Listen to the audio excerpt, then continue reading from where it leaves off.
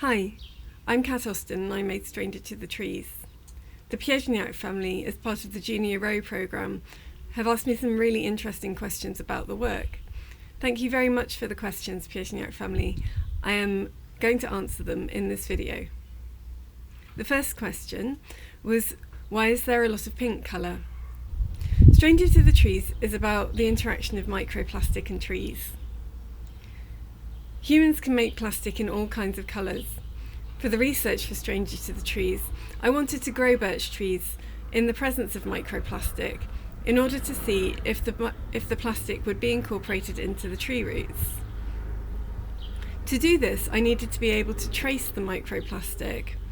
So I dyed it a pink colour, so that when we looked at the roots under a microscope, we'd be able to tell what was plastic and what was root. The colour is very artificial, and so I've used it all through the artwork as a visual sign that the plastic is made by humans, in contrast to the colours of the trees with which I've been working. The second question is, do the balls represent carbon dioxide?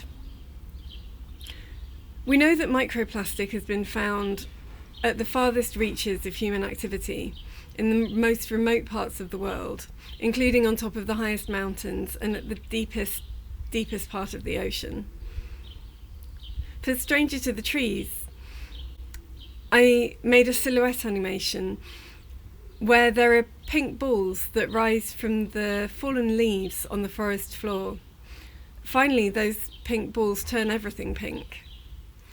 These represent the microplastics distributing around the Earth. The link to carbon dioxide comes when we think about what plastic is made of. Plastic contains a great deal of carbon, as do trees.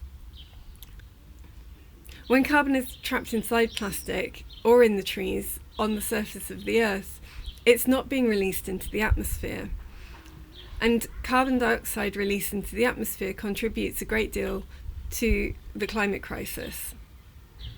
So plastic's relationship with the environment is very complicated because the pollution can be harmful, but on the other hand, the carbon being stored on the surface of the planet means that it's not being released into the environment, into the atmosphere, and then contributing to the climate crisis directly.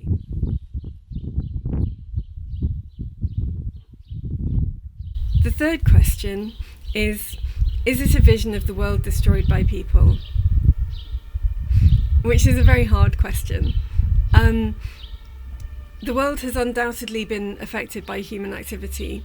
However, for Stranger to the Trees, I wanted to engage with the consequences of microplastic pollution without judgment, to see really what happens as a consequence of releasing these particles into the environment.